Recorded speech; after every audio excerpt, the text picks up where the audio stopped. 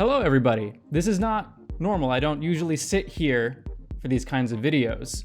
And today you will not really be hearing my opinions, you'll be hearing somebody else's. I've talked a little bit on the channel that I've gone to college. I have a degree in game art and design. I train in character design. I've talked a little bit about that. And today I actually have one of my professors on a video call. We tried Skype, but that did not work out, so we're on Google Hangouts. Professor Bryan Tillman is here. Hopefully you've heard of him. If not, all of his links are going to be in the description down below. Definitely go check him out. Fantastic artist, even better creator. So you were one of my professors in college, and I know you're teaching at a new college now. Right. I used to go to the art institutes. So how long have you actually been a teacher for? I started with the Art Institute in 2005. So now we're coming up on 15 years. Wow, that's awesome. Congrats. Thank you. Thank you. Has it been like the same subject every time, or they kind of like have you going around? Well, when I was in the Art Institute, because I was in charge of so many different majors, I was able to bounce into animation, game art and design, audio, film. So I would teach something, randomly almost every quarter. But now at Norfolk State, I'm a graphic design professor, so it's logo design, package design, identity packages, stuff like that. So the main reason for doing this video today is you actually have published your own card game. It's called Dark Legacy. Would you be able to give everybody a quick overview about what the game is, how it works, stuff like that? Sure. So Dark Legacy is a mix between Magic the Gathering, Dungeons & Dragons, and chess, all smashed together into one game. And the primary focus of the game is that you yourself are a player in the game. So it's not like most games where you're just kind of on the sideline and you're throwing either monsters or creatures or magic spells at each other. It's you have your own armor, your own weapons, your own hit points, your own spells and enhancements to make you the strongest creature on the field. And then you're also controlling an army, so you can still create your creatures and your global effects and stuff like that. It's all based around the D20, bringing in that D&D element, which is my make or break point. You either like the D20 or you hate the D20, right? And so a lot of people, it's a very divisive factor of the game because of that. When you have Magic players that are like, I need the control. But then when you have D&D players that are like, yeah, no, I'm used to that. And I wanted to bring in the excitement of D&D into a card game so that even though you have, let's say, all the cards like I did because I created it, you can still lose and lose horribly. And a lot of people didn't like that, but I was like, it levels the playing field. No more are you just paying to win. So you can pay and have as many cards as you want and still get crushed. And I like that idea because you can finally bring in someone early in. You're like, all right, well, you play as a level 5, I'm a level 8, I should be able to destroy you, no problem. But I, as a level 5, can still play and have a good time and win. And that's one of the biggest elements of that. And then there's a limited amount of space, so you can't spam the board. No more 1-1 weenies just spamming the board. There's nothing you can do about it anymore. You really have to think about what you're going to do before you do it. So if you like a very strategic game, not necessarily saying that Magic or Yu-Gi-Oh or any of those are not strategic, because they are. So please, all of your fans, don't jump on me for saying that. But the thing is that you have to think a whole bunch of steps ahead of the next person. You only have 4 spaces to play, so you really have to go, well, if I place this here, he does this, and I do this, can I still make this happen? Will I be able to win this way? And it's really thought-provoking when you play it, but it's also easy enough for an 8-year-old to pick it up. Because my 8-year-old was my test subject when I did it. And when he got it, I was like, all right, I got something. I think that's a really good thing to be working with. And actually, I still have the promo deck that I bought when you were like doing that. They still got like the really pointy edges on them. Yep. I'm gonna point it over to this camera over here so it can see that. Maybe I'll take some like glamour shots of that later. But I love these. I still have these around to keep them in like a safe or anything, just in case they're of some value later in life. Here's hoping. And then just so people like understand like how long it takes to create a card game, you were talking like you're at a new college now. I've been out of school for like almost 2 years now. You've been creating this since I started at AI. Right. How long did it take you to create this card game? Essentially from the first day you like actually started working on it to the day it got published? It was 3 years. 3 years of active creation from start to finish, from first initial, I'm going to make a game, to testing, creating the cards, getting them printed, sorting everything. It went, because we released it. The first version was in 2010, and then it fully came out in 2011. So I had a demo pack. I had two decks, I had the main 2 characters, so I made their deck, and you could play that as to see if I should even keep going. Well, most of the cards were, a lot of cards were similar, so I was like, I only made like 40 cards. All right, let's see if this will work. And then when I sold out, I was like, all right, I got to make more of these. So then I made the full set the following year. And so then it came out in 2011. So it was a full 3 years of not sleeping. The biggest question when you create really anything, but also especially like a daunting card game that is going to take you 3+ years to fully finish, how do you start? Like what's the first thing you do? And or from your experience, like if you had to do it again, where would you start? Honestly, you have to start with something that you like period. Because in the end, you're going to make something that you like, because you're going to have to play it again and again and again and again just to test it. And if you're like, man, I hate dice games, well, guess what? You shouldn't make a dice game, right? Because you already hate it. But if you're like, you know what, I really like the idea of competitive deck building, then you should build a competitive deck building game, right? And then go, how am I going to change this? And then once you know what you like, so if you're like, I like board games like chess, or I like board games like Settlers of Catan, or whatever, take that, and then whatever you don't like, take that out, right? And then go, how can I make this better?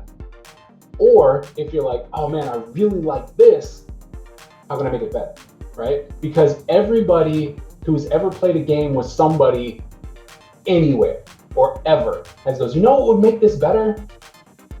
Make that game, right? Go and make that game. And so it's all going to start with what you like, always and forever. The one piece of advice that I would give any type of new game designer is go ahead and write everything down, right? Don't put it in cement and be like, this is it. Like, I need all of this. This is going to happen. But write it all down. All your great ideas, write it down. Then you have to find a way to string it all together.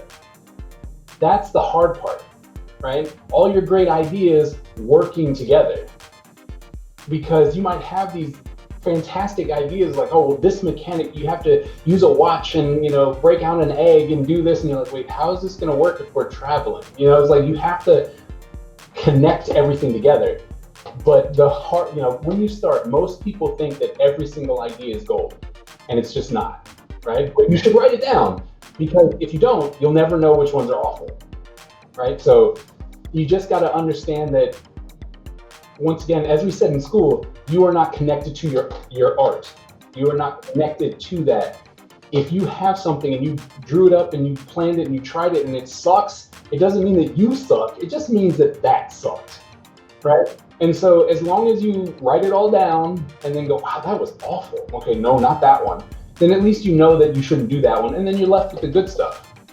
On the subject of getting feedback, how important do you think getting constructive feedback while you're in that middle design stage is, as the game is evolving? It's absolutely critical, because when you're in the midst of it, right? And just like when you're in school and your art and you're like, oh, I gotta get this assignment done, and I'm working and I'm working and I'm working, and you're like, this looks perfect. You put it up there and you still don't see it, and then someone goes, what's up with his head? Right? And you're like, what are you doing? And it's 2 times too big. And you're like, oh my goodness, I didn't even notice that, right? You need someone who's gonna objectively look at your work or your game and go, okay, this isn't working. And the best thing for me that I had was that I had a school of young people who liked to game, right? So I was like, hey, would you test this out? I'll buy pizza, right?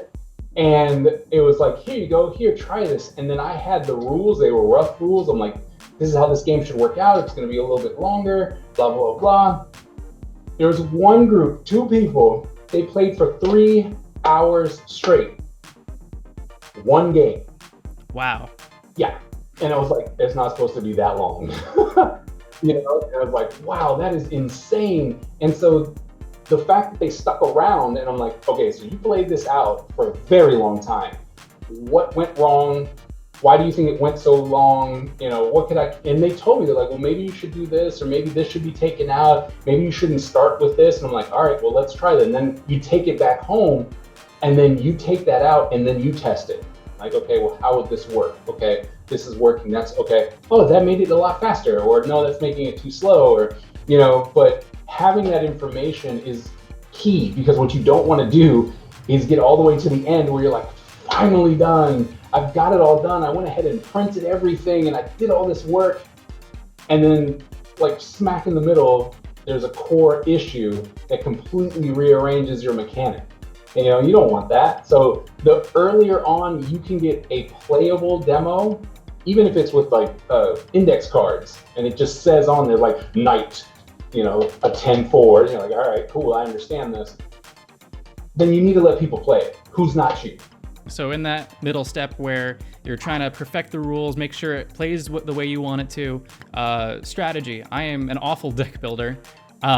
It's very hard for me to craft a perfect strategy.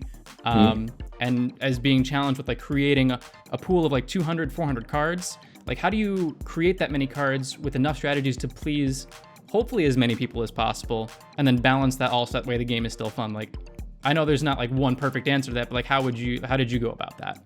Balancing was hard. Balancing was really hard, especially for a first-time designer. I was like, what do I know? But countless hours of testing, right? I tested myself when I was in conventions. I'd have my bed, I would literally play against myself, right? And I was like, okay, well, let me see if I put these cards together, and I did this. Oh, that didn't work. Wow, that's too strong. But the thing that really helped me was, once again, that constructive criticism. I was like, here are all the cards. And I would give it to people who played deck builders. And I was like, here, tell me what you came up with, right? And I would see how they did things. And I'm like, that's not the way that was supposed to be. Okay, I need to retool that card because that's going to break the game, right? So getting that feedback out really helps. Balancing, you can't do that on your own. Like, you just can't. You can get really close. Like, I got really close, and then I had about 30 cards that broke the game, right? Out of 300 at 30 cards, so 10% of my cards completely made everyone's life miserable, right? So I needed to fix those. But you only figure that out when you let other people look at it. So balancing is literally giving it to someone else and go, break my game. In your opinion, when designing something, what is the most important thing for you to get right? Playability. I think that's going to be one of the biggest things, especially for a game. That's what you want. It's not a comic. It's not a movie where you're like, oh, I'm going to watch it once and maybe twice and life is going to be great. You want people to come back to this game again and again and again and again. So you have to give them something that's going to make it that way, whether it's fast, it's fun, or it's a legacy game, where it just keeps going and you get to build.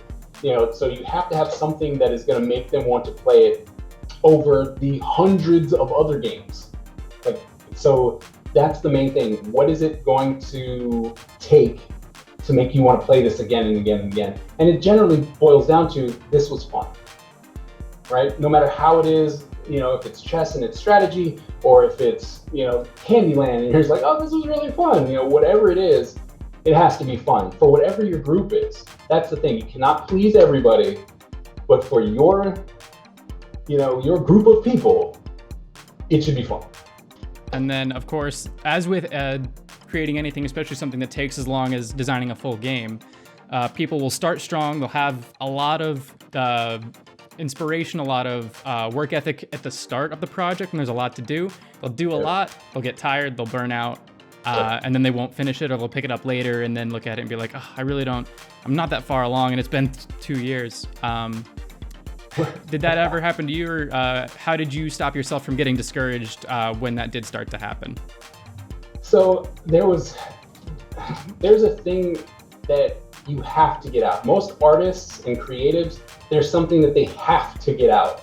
it's not like, oh, I'll do this, or oh, I want to do, like when they take on an assignment from another company, like, yeah, I'll do it. But when you start doing something for yourself, you tend to have to get it out. Once you find that thing that has to get out, you don't burn out. Like, you don't. But I do know for a fact that there are certain people who do, they start real strong, put in, 14-hour days, and they're working very long, and then all of a sudden they just peter out.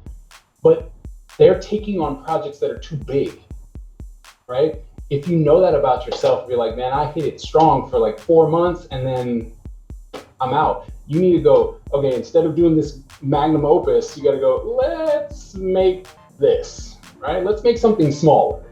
And then once you start making smaller games or projects, then you can go, okay, wow, okay, I see this, I see that. Then you'll have some knowledge about how to make a game, then you can make something bigger. The hardest part, and I think honestly the thing most people don't have a lot of knowledge about, is then publishing the game. I believe you did both, right? You did both Kickstarter, and then afterwards you got it published by Upper Deck. That's correct. What would you say like the pros and cons of each way of doing it are? So with Kickstarter, if you have a following, there's really no issues, right? So if you're coming in with 40,000 people off of Instagram and you're like, hey, I got a Kickstarter, you're gonna get funded, right? There's really no issue there. But if you're like, I'm just a teacher, what do I don't have thousands of followers, but I'm gonna put this out there. It's nerve-wracking, like, because every day you're like, oh my goodness, all right, let me talk to these people. Hey, by the way, I'm doing this. You take out an ad over here, you start telling people, you start seeing that number grow, and you're like, I'm gonna make it. This is gonna be awesome. Then you're a week out and you're still $1,000 short, and with Kickstarter, it's like, it's all or nothing. So either you get it or you don't. And so, that's a real big problem. But to be honest, the crowdsourcing way is the best way to do it, especially as an independent now. You're asking people, they're giving you the money to do what you say. You just have to make sure that you planned it out correctly, right? Make sure your finances are right. Go ahead and get all your quotes ahead of time so that you don't, ask for $5,000 and it costs you $20 to get it done. That's not gonna work, right? So you gotta put in the research in the beginning. But if you do that, definitely Kickstarter, GoFundMe, Indiegogo, go do all of those. And then when it comes to actually publishing, the thing is that when you publish, unless you're already established and you're like, I have this game, they're not gonna partner with you. They're gonna buy your game. Like that's just all there is to that, right? And only if you're lucky do they let you still participate in the production of whatever they're gonna produce with your game, right? So that for me is like the biggest downfall, is like you're pretty much just handing it over and going, please stick with what I did, but they don't have to, right? Luckily for me at Upper Deck, I was there the whole time, everything, and it was a give and take, I could have kept fighting, but then the game never would have been produced, right? But I was like, all right, I guess we can do that, or no, and there were certain things I'm like, absolutely not, you cannot change this. And they're like, okay. And then other things are like, we really think, and I'm like, I wouldn't do that, but okay. All right, fine, go ahead. So that, I would say those are the big things about giving it to someone else, because that's what you're doing. You're literally just going, pay me, thank you, here you go. And then you're giving it to them, and you hope that in the end, they kind of keep your vision going. So that's the big thing. If you're really a control freak and you're like, no, I don't want anyone messing with it, you have to go the crowdfunding way. And then as somebody who needed to really like go hard and pitch the Kickstarter to people because you didn't have that big follower base to just shout at, what kind of advice would you give somebody who is facing the same issues with their Kickstarter campaign? You have friends and family. Like, there's no shame in going to them and going, give me $10. Like, just give me $10. It's like, please just do this. When I did a push for the new project that I'm working on for my Patreon, and I put a link, I put a comment on there. I was like, you'd give me $12, right? And then I had a whole bunch of comments. Yeah, of course, I'd give you $12, of course. I'm like, great, go to Patreon and sign up for my $1 tier for 12 months, right? It'll cost you $1. It makes me happy, gets my numbers up. The algorithm notices that there's an upswing. There you go, right? That was it. And I didn't really pester anyone, but I was like, I'm gonna throw this out there to my friends and family going, give me $12. Like that, they will do it. It's different if they'll give me $100, but if you're like, give me $12, they're like, all right, cool. So hit them up first. Like, get your numbers up, right? So anyone who you know that will give you $10, hit them up and be like, I need your help, give me $10. The even harder thing is getting publishers to notice you. And a lot of people don't know how to even start looking for a publisher if they either can't get their Kickstarter funded or don't know how. Right. Would you be able to describe the process you kind of went through, not only to get your card game published through them, but just to get in contact with them and to get that whole process started initially? It's actually quite easy. They're all in one spot. Go to Gen Con. Period. Just go to Gen Con. There's Origins and there's a whole bunch of other places, but honestly, every publisher that will give you the money that you deserve or that you think you deserve is going to be at Gen Con, right? And then you literally go up to their booth, right? They always have this like spot where someone is there because they want to sell stuff, and you ask them, are you taking game pitches? And they're like, yeah, hold on, let's talk to Mark, right? Hey, where's Mark? Mark, this person wants to know if you're open for game pitches. And then they go, come back at 11. Like, all right, write it down or put it in your phone that you need to talk to Mark at this and this company at 11, and then come back and make sure you can pitch to them in 5 minutes, right? If you can't boil down your entire pitch for your game into less than 5 minutes, you don't know your own game, right? And as a person who does a lot of pitching and teaches it, I always say you have to have a tagline, right? You should be able to sum up everything in one question. I say question, a lot of people say statements. The reason I say question is because it instantly engages the person. If I say, what have I told you? And then I ask you this question, or it's like, what if this were to happen? Then you're instantly gonna go, I wonder what if, right? Then I already have you. Now I can talk a little bit about what that whole premise is, right? So honestly, go to Gen Con, have a demo of your game, have a business card, and have a leave behind. Those are the 3 things you need. 4, go to Gen Con, have your demo, right? Just a playable one, doesn't have to be done. Have a playable demo, business card, and something that you can leave behind. It's not your business card. Don't do that, right? Have something, have a card, have a dice made, have a little printout, whatever, but you need business card and leave behind so that they'll go, oh yeah, I remember this. This was this. Like a rule book or something. Right. And that was it. Because I mean, honestly, that's how I talked to Upper Deck. I walked up to them and I'm like, you taking game pitches? They're like, yeah. I'm like, cool, when? 2 o'clock, great, I'll be here. And then I pitched it to them. Is there anything that you'd like to say at the end of this video to everybody who's like aspiring either artist or game designer, just wants to create something? Anything you want to add? Sure. Just do it. Because here's the thing, and fail at it. Do it and fail, right? But learn from it, right? Don't accept it as failure. Accept it as that didn't work. Let me try something else, right?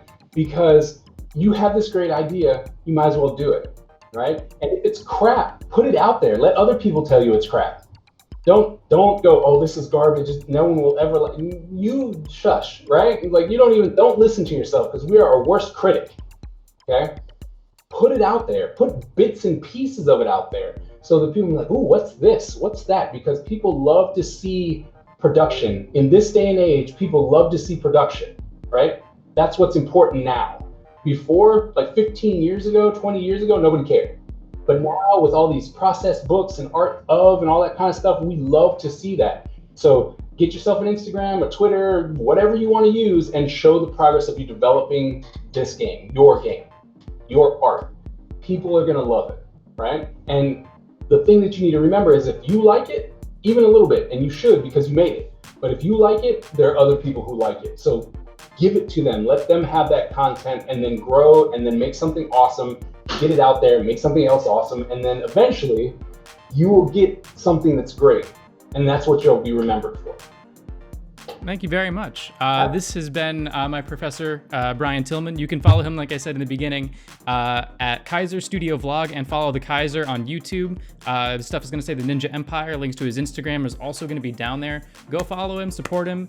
Try out his card game, Dark Legacy, again, available from Upper Deck. Thank you so much for being able to do this interview with me. Absolutely. Thanks for having me.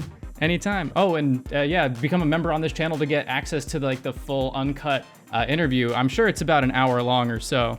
It has to be. But yeah, go ahead and do that. Thanks for watching.